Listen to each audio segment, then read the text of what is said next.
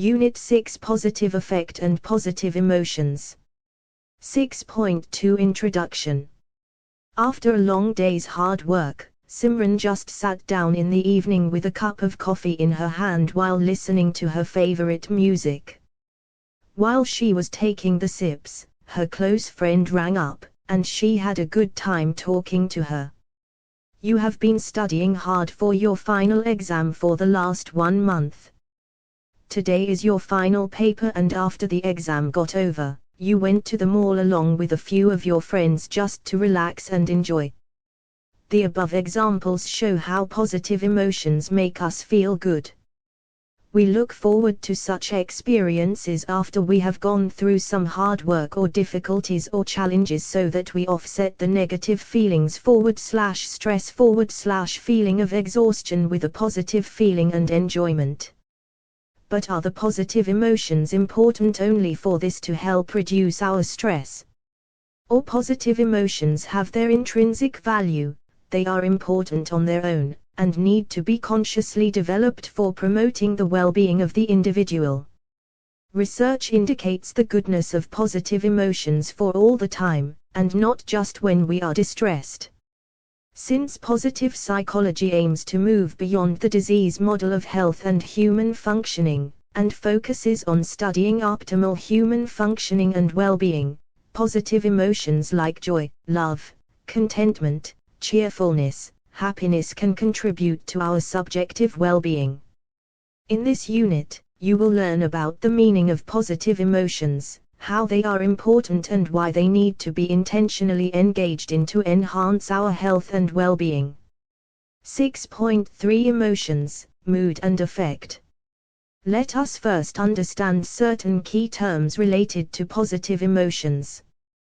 Historically, we have much emphasized the negative emotions for their survival value and evolutionary significance.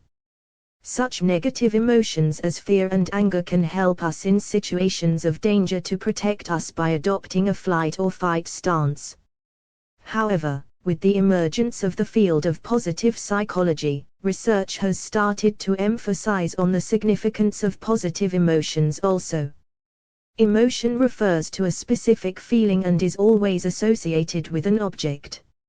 According to BAPCH, emotion includes feelings, psychological changes, impulses to action and specific goal-directed behavior. Thus it is characterized by 3 elements: a certain physical arousal, a certain behavior that reveals the feeling to the outside world, and an inner awareness of the feeling. We are usually aware of a few predominant emotions commonly perceived, such as anger, joy, fear, sad, happy, greed, etc. However, there are a variety of emotions and combination of emotions also which make our life complex unless we develop a proper understanding of them. BAPCH has represented all these emotions in a wheel of emotions.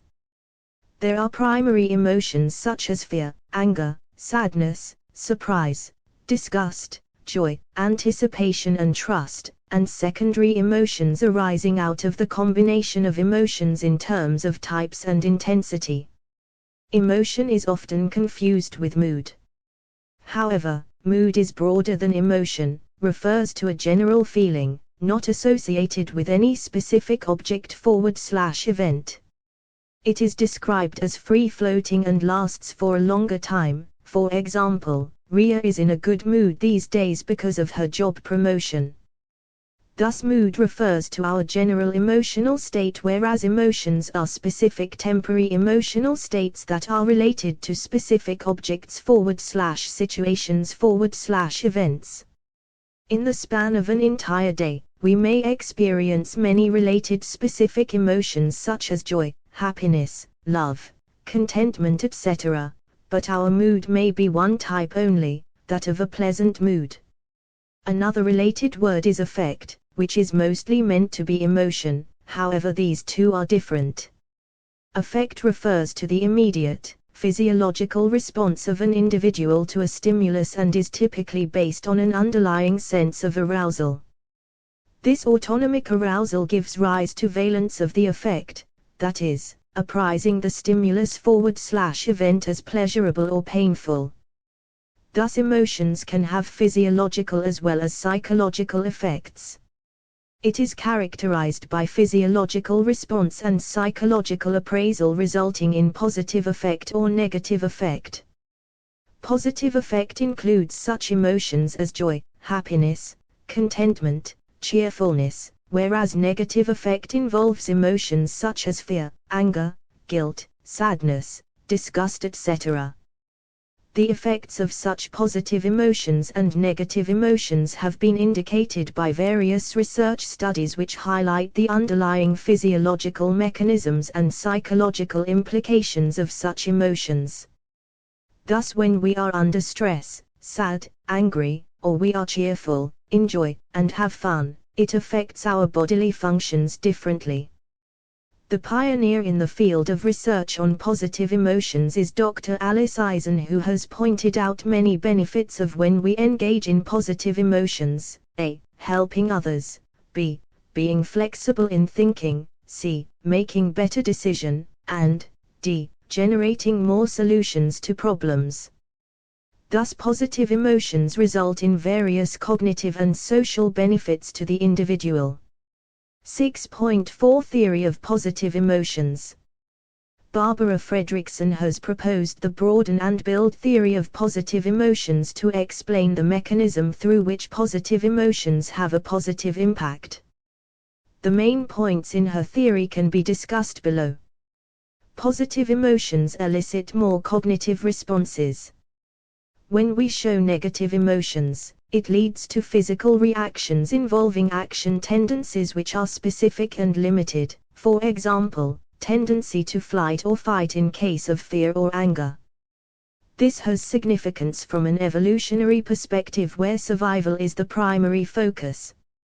Thus, when a snake suddenly crosses your path as you are taking a walk in a park, the emotions generated narrow down your thoughts and actions to deal with the perceived danger. On the other hand, positive emotions lead to momentary thought-action repertoires. That is, it leads to more cognitive responses rather than more physical reactions as in case of negative emotions. As a result, a variety of possible behavioral options are generated in contrast to the limited behavioral options as seen in negative emotions. Further, the effect of negative emotions is short-term, as it helps in addressing the imminent threat. However, the effects of positive emotions are long-term as it creates enduring resources that promote overall well-being. Broadening effect of positive emotions. As we saw above, positive emotions are associated with momentary thought-action repertoires. This helps broaden the individual's repertoire of possible immediate forward/future actions they will take. Since we are in a cognitive flexible mode after experiencing a positive emotion, we become more open to creative and diverse thinking and engaging in different actions. For instance, your friend throws a mini party in the college canteen as she won a first prize in some coveted arts and painting competition. As she announced this in the canteen, what emotions did you feel and how it made you jovial, light, and energetic afterwards? A pervasive feeling of good mood. On the other hand, when you were eating food with your friend in the college canteen, your friend received a phone call that her father has met with an accident and she has to rush to the hospital immediately. What were your emotions and the resultant behavioral responses /tendencies in the latter case? You were sad and did not feel like doing anything. Thus, positive emotions broaden our responses, ideas and actions. Negative emotions limit our thoughts, focusing on the negative emotion only, and leading to a tunnel vision. You might have experienced that when you are angry, you do not listen to others, you close down the options. Later on, when you are calm, you realize the possibilities you could have exercised. Positive emotions help build resources. Broadening effect of positive emotions can lead to building of resources for enhancing the individual's well-being. Positive emotions, of course, makes one feel good. but Fredrickson argued that positive emotions can go beyond this simple outcome and play a crucial role in building physical, psychological and social resources that help optimal functioning and well-being. For instance, joy or love will broaden our thoughts, make us less rigid, and more playful. This in turn will lead us to reach out to others, connect with friends, partners more, do things for them, show care and affection towards them. Thus relationship with friend/partner gets strengthened, which is a valuable resource. This in turn again leads to experiencing positive emotions of joy and feeling loved. Thus positive emotions lead to a spiraling effect known as the upward spiral of positive emotions. We will discuss more about building resources in the subsequent section. Mother did not scold her teenage daughter for being finicky about eating. Daughter went happily to study afterwards. Later in the evening, she shared her concerns about her study with her mother. Broadening of thoughts /activities. This sharing brought the two closer, and made the mother-daughter bond a little stronger. Building of resources of care and support, attachment. This led to experiencing positive emotions by both. Positive emotions, broadening, building resources, positive emotions. This enhanced their sense of fulfillment, optimal functioning and promoted their mental health and well-being. Positive emotions can undo the negative emotions. According to Fredrickson, positive emotions have the ability to offset or negate the impact of negative emotions. Both positive emotions and negative emotions cannot go together. For example, when we are joyful, we cannot be sad, or when we are fearful, we cannot be relaxed. Thus engaging in activities that induce positive emotions can lead to offset of physiological responses induced by negative emotions, such as increased cardiovascular consequences. This has implications for consciously engaging in positive emotions to counter the effects of negative emotions. Thus Fredrickson's broaden and build theory states that positive emotions can broaden our thought and action possibilities, build our resources, and undo the negative emotions. It emphasizes the value of positive emotions beyond the mere sensory or hedonic pleasures and highlights the resource-building capacity of positive emotions contributing to our well-being. 6.5 Positive emotions and well-being. Positive emotions, as explained by the broaden and build theory above, have a positive impact on our physical as well as psychological well-being. They help us to flourish and achieve optimal well-being by building up various resources. These resources include physical, psychological and social resources which are enduring in nature, that is, they last for long and help improve the individual's well-being. Studies have pointed out that positive emotions are associated with positive changes in our body and mind, whereas negative emotions are associated with negative or unhealthy physiological functioning, for example, reduced physical immunity. The influence of positive emotions on our well-being is mainly through physical, psychological and social resources. Positive emotions increase the physical resources such as boosting the immune system, and keeping the physiological functioning in good condition. You must have noticed that when you are in good physical health condition, you tend to feel more various positive emotions such as joy, contentment, interest, happy, etc. Positive emotions also lead to resilience and improved coping by removing the effects of negative emotions created by stressful situations. Research studies have pointed out the beneficial role of positive emotions as a psychological resource to prevent stress and create a positive attitude and hope.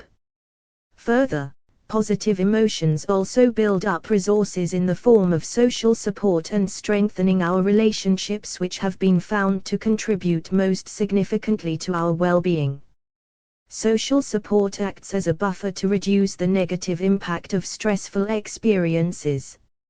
So build up your mental health muscle by focusing on developing these resources in your life through creating opportunities for experiencing positive emotions.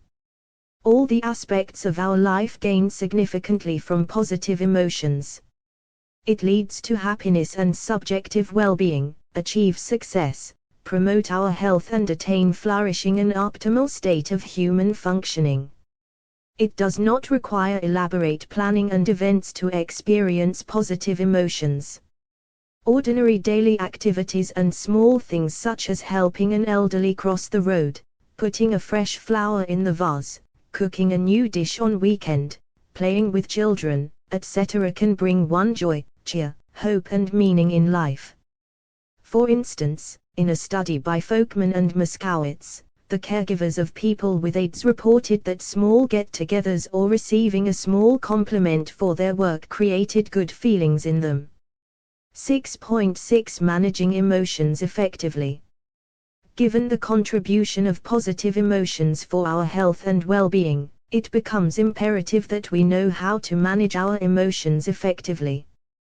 This will help us deal with the negative emotions and create opportunities for positive emotions. The general perception about emotions is marked by a negative approach towards it, that is, emotions hinder our rational thinking, interpersonal relationships and work performance. However, emotions are full of energy and we need to learn how to use this energy in adaptive ways. 6.6.1 Emotion-focused coping. Emotion-focused coping deals with the emotions associated with the stress. It tries to reduce the negative emotions by avoiding the situation, or engaging in some other distracting activities such as listening to music, playing musical instrument, etc. This type of coping focuses on dealing with the emotions generated in the individual due to the stressful situation. On the other hand, problem-focused coping addresses the source of the problem itself by modifying or removing aspects of problem. For example, asking for support in solving a problem, changing one's schedule to avoid the problem of traffic jam, etc. Stanton emphasizes that coping through emotional approach carries adaptive potential. There are two components in approach-oriented emotion-focused coping such as a. Emotional processing, i.e., trying to understand emotions, and b. Emotional expression, i.e., expressing or displaying one's emotions. Stanton, Kirk, Cameron, and Danovberg. These aspects help one to employ emotions for adapting effectively to stressful situations, resulting in better psychological outcomes. The assumption here is that by knowing and understanding one's emotions under stress, one would be in a better position to respond effectively. Thus an emotion-focused coping would result in adaptive behavior. 6.6.2 Emotional intelligence. Emotions are an integral part of our life. They influence our each and every thought and action. Hence, rather than denying and avoiding the emotions, we need to harness the potential of emotions for better decision-making, problem-solving, improved relationships and enhanced performance. This requires that we use the emotions intelligently so that they can be used for our betterment. Emotional intelligence is a term pioneered by Daniel Goleman in his most popular book Emotional Intelligence, Why It Can Matter More Than IQ, published in 1995. It advocates combining emotions with intelligence or thinking that can lead to adaptive outcomes. If our behavior is governed only by emotions or only by thinking, it will not lead to productive outcomes. A judicious combination of the two will help us to achieve success and happiness in our life. Emotional intelligence can be defined as perceiving and using emotions effectively for positive outcomes. It includes knowing about one's own emotions and others' emotions in emotion-laden situations. Further, it involves being able to handle emotions in oneself and others. Thus, emotional intelligence consists of both cognitive abilities and emotional skills that together lead to better learning and achievement, better coping and adjustment, and enhanced well-being. Peter Salovey and John Meyer have initially proposed the four-branch ability model of emotional intelligence comprising of perceiving emotions, using emotions, understanding emotions, and managing emotions. They advocated that skills in these four aspects help one to navigate emotional situations successfully. For instance, you are talking to your friend about the upcoming exam. If you have the competency of perceiving her emotions, observing her body language, you would be able to notice that your friend seems to be afraid of the nearing exam. You will then use this information about emotions to determine your interaction with her. This also helps one to make decisions and guide one's behavior. This further leads to understanding of various emotions in oneself and the other person, how various emotions interact and influence behavior. The contextual and environmental factors are also taken into account.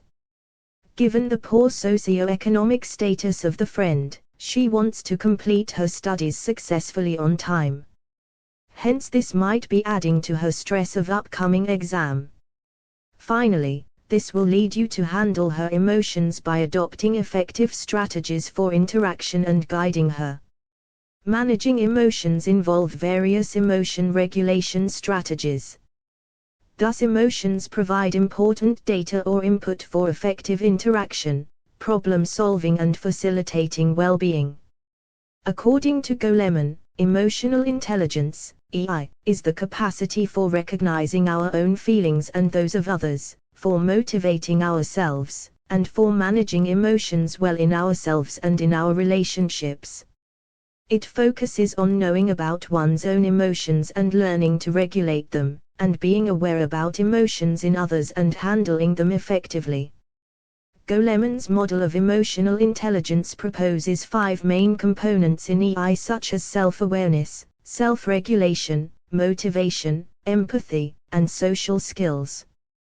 One needs to develop awareness about one's own emotions, identify these and be able to regulate the emotions. Motivation includes having a future goal-oriented attitude that helps in exercising self-control. Thus self-awareness, self-regulation, and motivation together refer to developing personal competencies in managing emotions.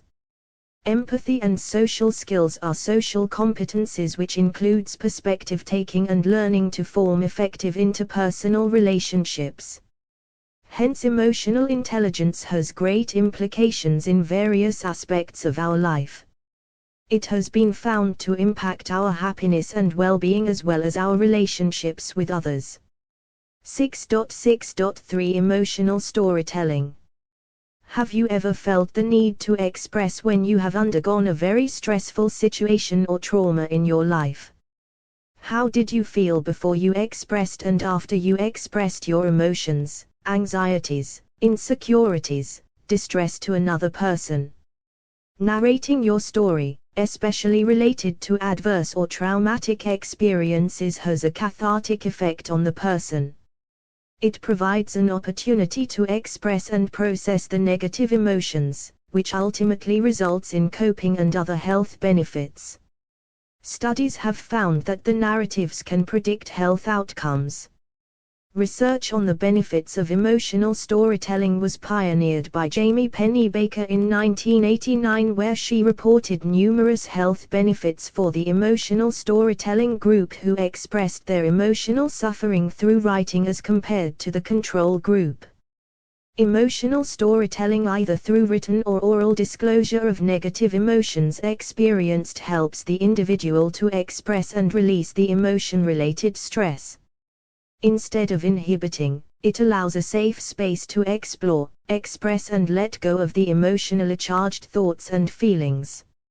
It helps people to organize their thoughts, engage in cognitive processing of the experience, find meaning in their traumas, and reintegrate their social networks.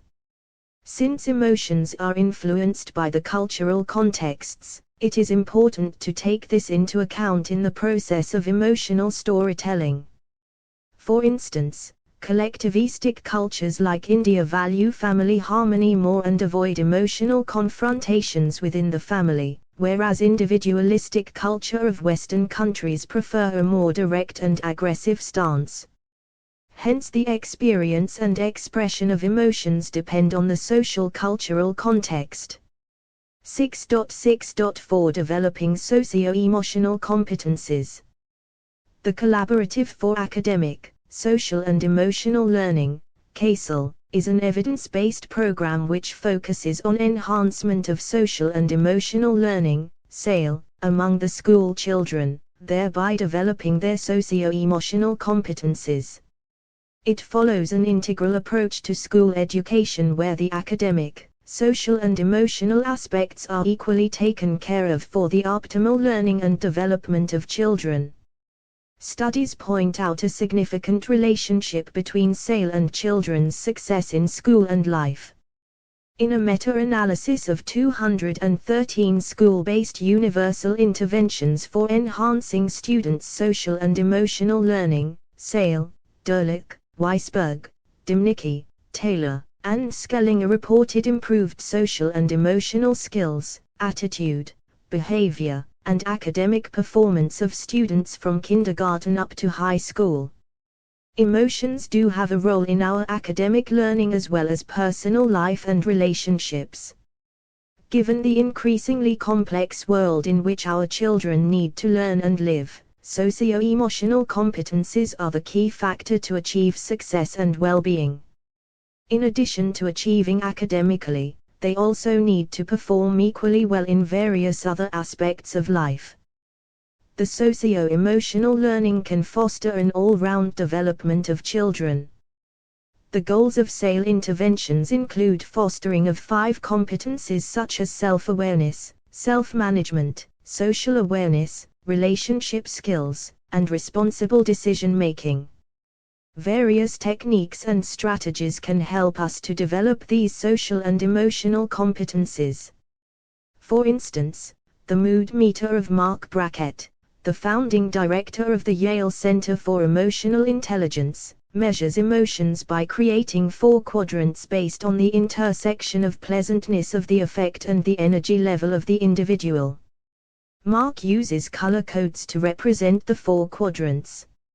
Applying this mood meter, one can find out what emotions one is experiencing based on the x-axis ranging from unpleasantness to pleasantness and y-axis ranging from low energetic to high energetic. This will help us to self-regulate and interact effectively with others. Are positive emotions always better? Positive emotions definitely contribute a lot to our subjective happiness, life satisfaction, better immunity, success in life, and optimal health and well-being. However, one word of caution here is about overemphasizing the role of positive emotions. Positive emotions cannot always help. For instance, in case of a very traumatic event of the death of spouse, war, terminal illness or a disaster, no amount of inducing positive emotions will take the stressful experience or trauma away. The person needs to experience the negative emotions and process it. However, positive emotions can help in a relative term, by providing various levels of support and resources to the individual to deal with the trauma situation/event. Given that the other things are equal, people who experience and cultivate positive emotions may have an edge in terms of the strength of their physical, psychological and social resources for coping with illness and stress, compared to people with less frequent positive emotional experiences. Thus, as the proverb goes, something is better than nothing. It is better to have positive emotions than not having them at all or having negative emotions. As research studies indicate, we do better with positive emotions. Hence it is important to keep a tab on our positive emotions and consciously take steps to create opportunities and occasions for experiencing and expressing positive emotions. Life's pleasures lie in small things. We need to notice these and value these to bring them more often into our lives to enhance our well-being. 6.7 Let us sum up. In the present unit, you learned about the importance of positive emotions in promoting our well-being. The related terms of affect and mood were also explained. The broaden and build theory of positive emotions was discussed in terms of the mechanism through which it leads to a flourishing state of mind. Positive emotions impact positively our mental health and well-being. Hence it is important to learn to manage our emotions and cultivate positive emotions in our life. Emotion-focused coping, emotional intelligence, and emotional storytelling were discussed, which can help harness the energy of emotions in a proper way and learn to deal with the negative emotions effectively. Positive emotions can act as detoxifiers by removing the negative energies from within ourselves. They can also be described as nourishers, as they enhance our life and promote good mental health.